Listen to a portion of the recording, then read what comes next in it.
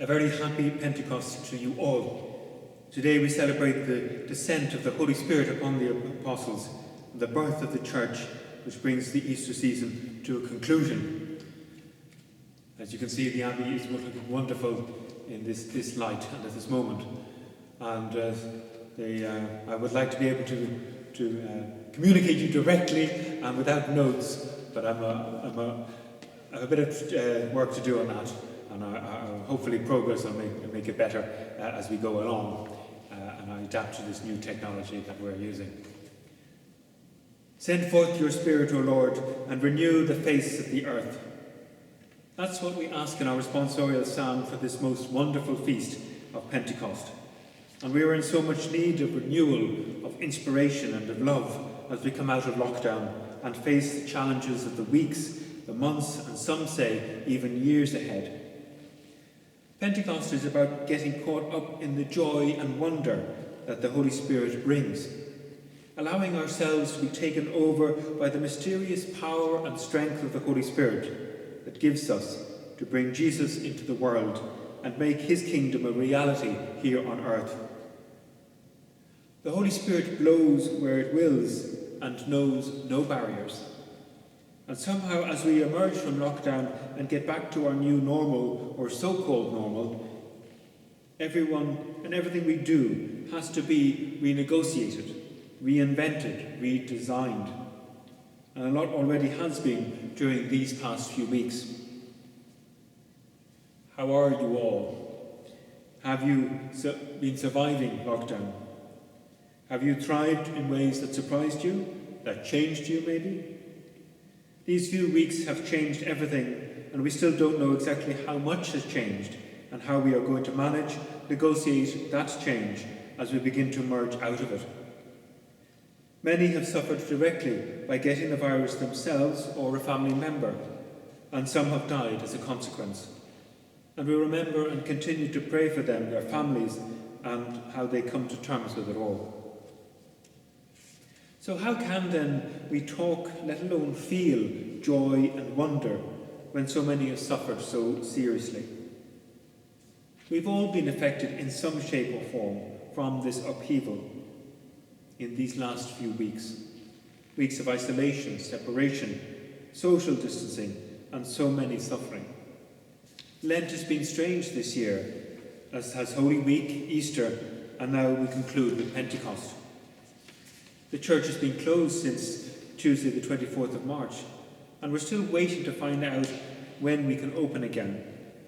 But reopening is complicated, and there's a lot to plan for and prepare for, and people's health and safety to consider. We are going to need your help, so if you can help in any way, please get in touch, and it would be really appreciated. Through Facebook, through the parish office, or any way you can. We've come to the end of May, and we should have had all our First Holy Communion Masses celebrated, with nearly 100 of our young parishioners receiving Holy Communion for the first time. None of that has happened this year, and we still don't quite know when it can happen. Hopefully September, but we're still waiting for guidelines. As well as thanking God for all these wonderful children receiving Holy Communion for the first time, as a parish we should have been thanking God also for more than 60 of our young adults receiving the Holy Spirit in confirmation last Sunday, the 24th of May, from Bishop Mark Jadley. However, that didn't happen. But even still, I thank God for them and our catechists for their wonderful dedication and commitment for handing on our faith. A number of engaged couples too were due to get married in the last few weeks and in the months coming up. That's all been postponed. A number of people were meant to be baptised as new members of our community, but none of that has happened. All of these things are signs, they're wonders and testament to the mission of the Church being carried out, being continued. All of these things take their lead from Pentecost, from today's Gospel, from Jesus' call to go out to the whole world and proclaim the good news. So even though these things haven't happened as they normally would this year, at this time of year, they demonstrate how alive and how full of life our parish is at Ealing Abbey. Thank you, everybody, for being so involved and active in our parish, and for the contributions that you have been making. These things remind us of just how motivated and full of mission we are as a parish here at Ealing Abbey, and do fill us with joy and wonder. So many people are nurturing, cherishing and handing on our Catholic faith to our budding generation, and to those who come here searching for meaning, searching for the divine, searching for God in Jesus. I also want to take this opportunity to thank all of you who support the parish financially through your standing orders and bank transfers. Many others who normally contribute in cash have continued to do so, or have also been in touch and donated by bank transfers and standing orders instead. Thank you all for being so thoughtful and so generous. All of this keeps us afloat and maintain the life and mission of our parish. We are very grateful and really appreciate your generosity, your thoughtfulness and care for the parish. It has certainly helped buffer the full impact of lockdown for the parish. However, even before lockdown, we were falling short in being able to pay our ongoing running expenses. Our current income is not paying for our outgoing expenses, and we need your help to sort that out. Please get in contact if there is in any way you can help, through experience, expertise, or in any way at all. So when will our churches be open again, I hear you ask? Yes, we're still waiting for the guidance from the government and the bishops of England and Wales, especially when we can at least open the church for prayer, private prayer at least, and then hopefully soon later on Mass. Hopefully we are talking weeks rather than months, and possibly at the beginning of July. We've already started to put together how best to maintain health and safety and hygiene and cleanliness when the church does open. We will carry out a full deep clean of the church and parish centre before we open up again. And we've already began to put together a plan of action based on the government's and guidelines so far, and recommendations as to maintain good hygiene and safety in the church and parish centre. I also want to thank our St. Vincent de Paul Society and our Eucharistic ministers and many others who are keeping in contact with those they visit and support, and making sure that they are safe and having everything they need. It has been an invaluable source of support and keeping connected and with all those who need it.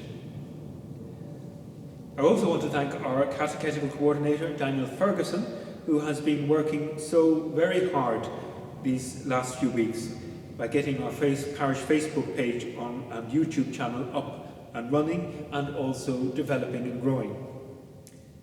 He has also been working on a new parish website, and it is nearly ready for launching. Thank you to all of those who have been participating and posting your comments and contributions on our Facebook page. Thank you for watching our online masses too. It has been a good way of keeping connected and in tune with each other, although there is no comparison to actually seeing you and being praying with you and being present in the church, praying and sharing our faith together. We are still and always will be a community of faith, a parish community rooted in the rule of St. Benedict, where hospitality and the Opus Dei, the work of God, the daily prayer routine of the monastic community is our foundation, our bedrock, from which all else finds its roots and its structure. That Opus Dei, life of prayer, has continued over these past few weeks, and that is our monastic witness to you, our parishioners, our benefactors, and our oblates. But we need your support to continue our life of prayer and our outreach as a parish. May God bless you all, keep you safe, and may we be together in person praying and sharing our faith in the Abbey Church very soon, because it is your church too. And in the words of our opening prayer for Mass this Pentecost Sunday, O God, who by the mystery of today's great feast sanctify your whole church in every people and nation, Pour out, we pray, the gift of the Holy Spirit across the face of the earth, and with the divine grace that was at work when the gospel was first proclaimed, fill now once more the hearts of believers. Come, Holy Spirit, fill the hearts of your faithful, and kindle within them the fire of your love. Amen. God bless you all. Take care and keep in touch and keep safe.